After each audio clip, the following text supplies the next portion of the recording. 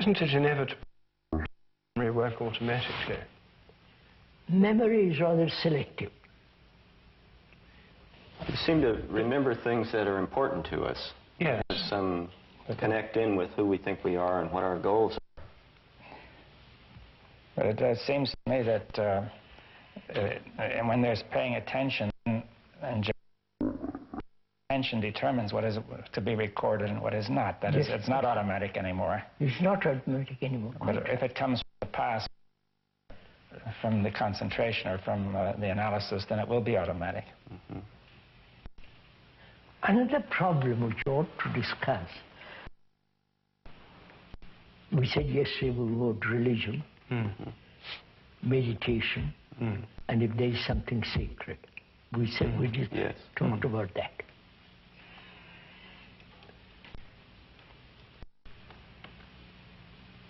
Is there anything sacred in life?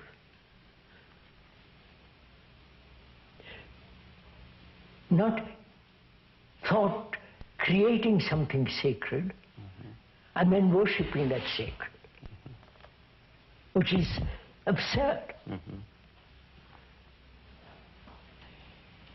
Say for instance, in all the Indian temples there are images, like in the Christian church.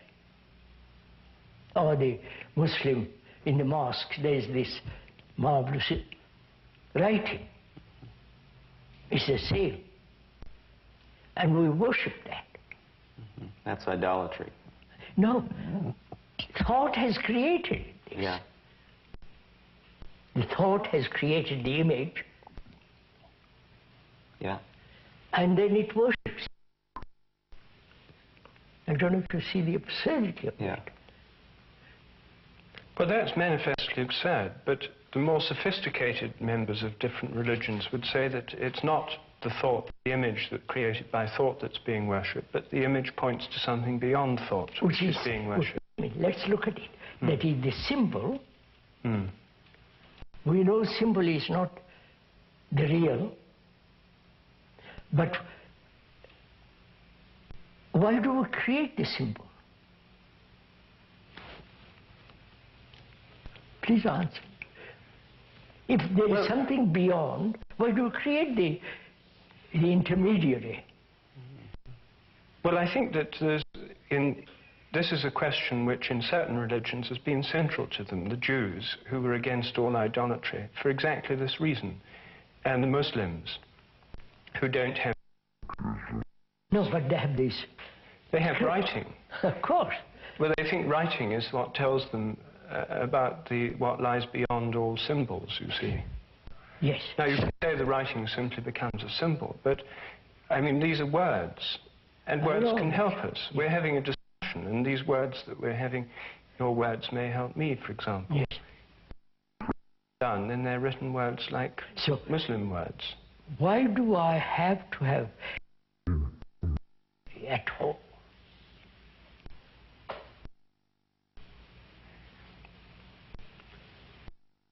Because I think I'm here and it's over there and I don't have it. I need some way to get there. No, you're not answering my question.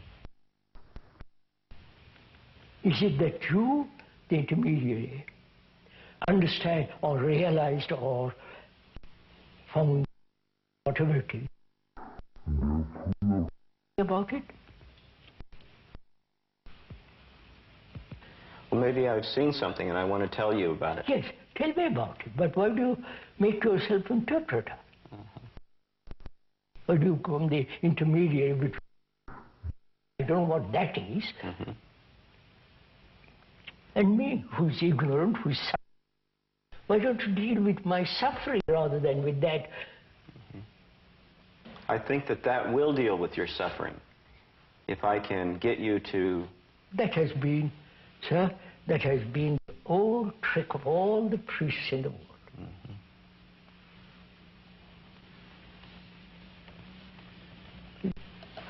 We have had priests from time immemorial, right? Yeah.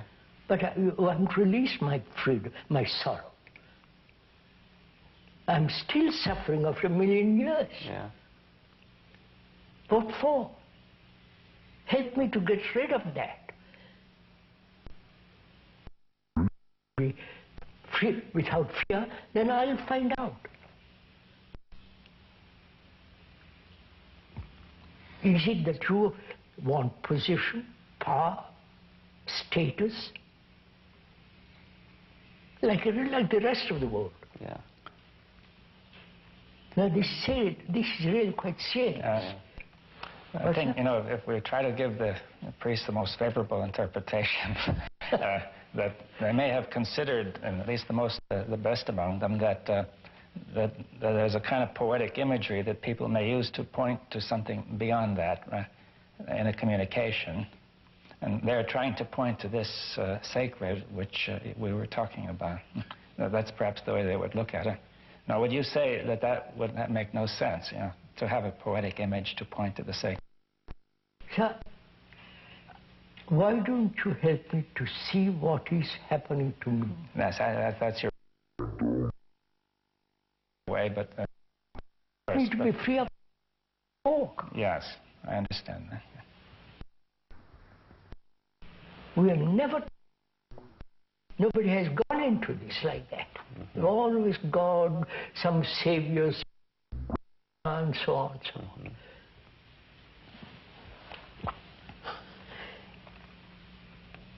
And this is what we call religion. Mm-hmm. All the rituals are invented by thought. Mm-hmm. Marvelous architecture by thought. All the things inside the churches, temples, mosques are created by thought. And having thought created, then thought worships it. But thought is not sacred. Yeah, I see that. So you're saying, is it possible to put a stop to thought? Thought. Is it possible? And thought is the thing that gets in the way by creating the images, which we take for something really valuable. I start out looking for something sacred. Yeah. You come along and say, I'll tell you all about it. Mm-hmm. Then you begin to organize it. Mm-hmm. When it's all gone, by then it's finished. Mm-hmm. And I just stay within thought. That's all I have. So, you fully reject or understand that thought is not sacred. There's nothing thought. Mm-hmm. Thought thinks that what it has is holy. Mm-hmm. Right, sir? Yeah. Would you also add that, just for the sake of that time is not sacred, or nothing in time that people would say that. Not sacred. Well, they always say only the eternal is sacred, right? But to find out what is eternity, that's what time must stop. Mm. But we get into a real subtle place here, because you have said things like absolute attention. Yes. So then absolute attention can become a thought. Idea of it, yes. Yeah, the idea of it. So we may go the route of creating the idea. That seems to always be the danger. You make a statement. Yeah. Absolute attention. Mm-hmm. I don't capture the depth of your meaning. Mm-hmm. What is it like? I've gone into it and you can say that. Mm-hmm. Absolute attention. I hear it and make it into an idea. Mm-hmm. And then I pursue the idea. Process. That's what we do all the time. So it's gone. Mm-hmm. Idea is not what you say. Mm-hmm. What you say had depth in it. But we don't know that we're pursuing an idea. We think that we don't realize at the time that we're pursuing an idea. Of course not. Because I'm used to this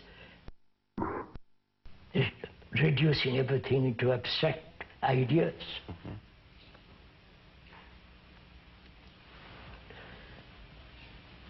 So could we try to find out or realize that anything thought does is not sacred? Mm-hmm.